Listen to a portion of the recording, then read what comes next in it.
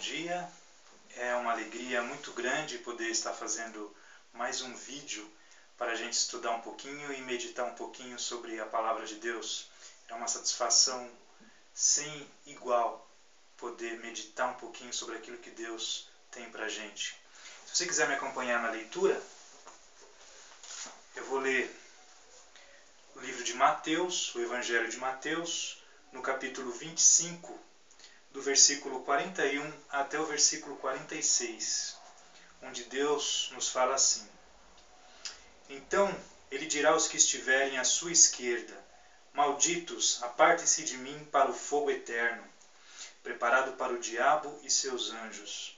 Pois eu tive fome, e vocês não me deram de comer. Tive sede, e nada me deram para beber. Fui estrangeiro, e vocês não me acolheram. Necessitei de roupas, e vocês não me vestiram.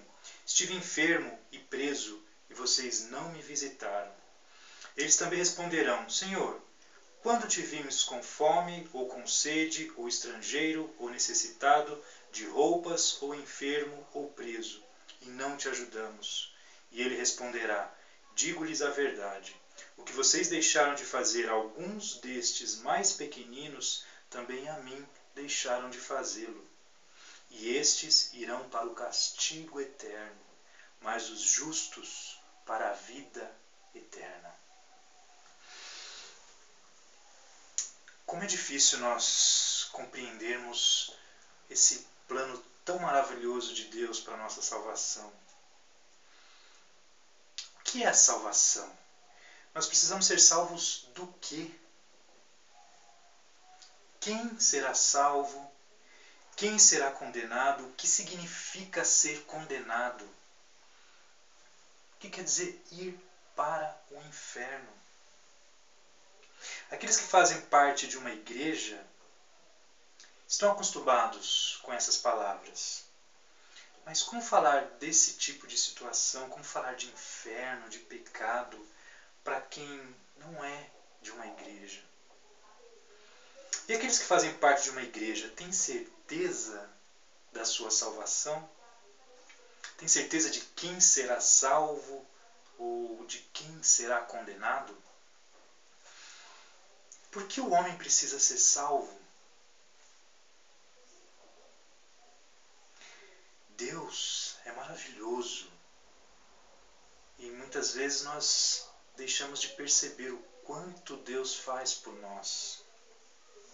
Deus é perfeito, Deus é santo. Ser santo é ser puro, é ser cristalino, é não ter nenhum resquício de maldade.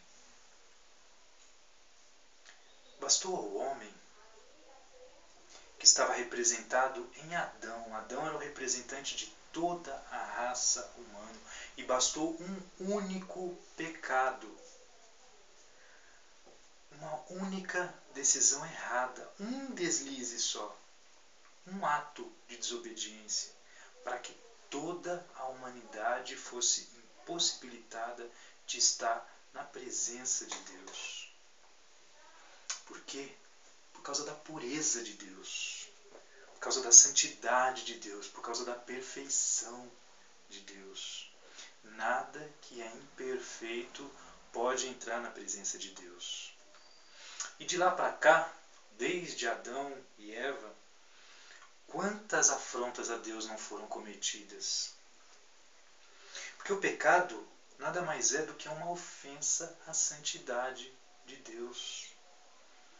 Deus não pode sequer olhar para o mal.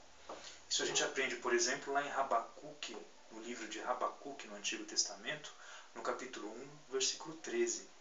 Lá diz, falando de Deus: Seus olhos são tão puros que não podes ver o mal. Você já teve algum pensamento maldoso durante a sua vida? Já tomou alguma decisão errada? Você tem uma casa para morar? Você tem roupa para vestir? Você tem comida? Você tem água? Então, a partir do momento que você sabe que existem crianças que não tem o que comer, não tem o que vestir, não tem aonde morar. Se você sabe que tem crianças que à noite dormem com frio, ao relento, na rua, muitas vezes debaixo de chuva, fique sabendo que você é egoísta. E só isso já te impede de entrar na presença de um Deus santo. Mas tem gente que não entende isso. Tem gente que acha que Adão e Eva é só uma historinha igual a um monte de histórias que existem na Bíblia.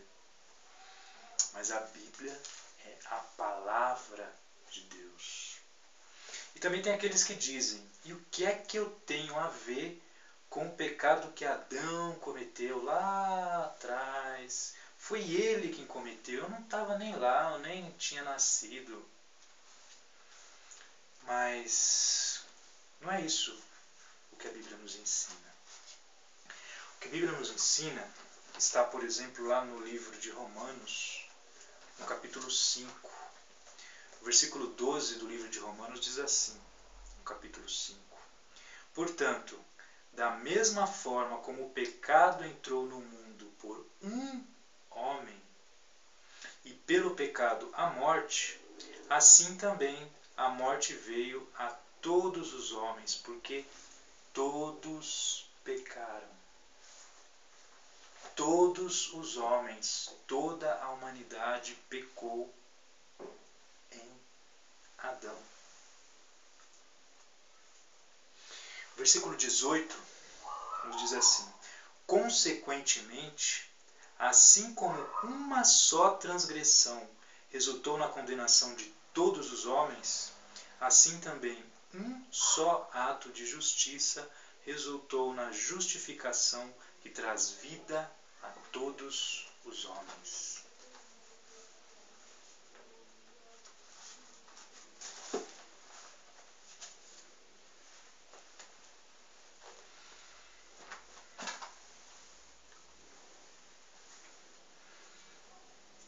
Aquela única transgressão trouxe a condenação a todos os homens.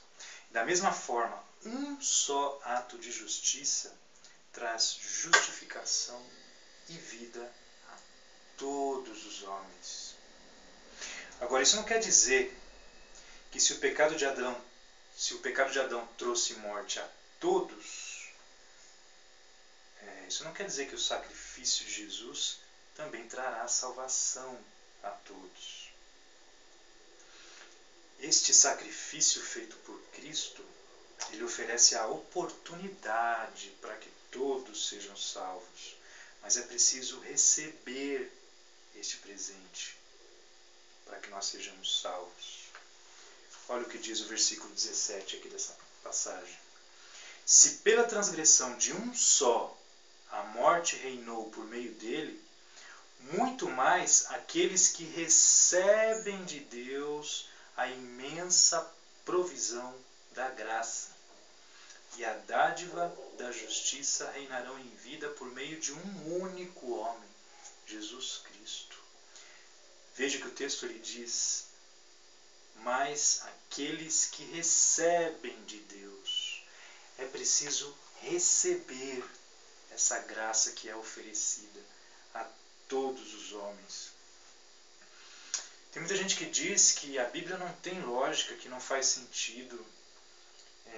Por que todos seriam condenados por causa do pecado de Adão?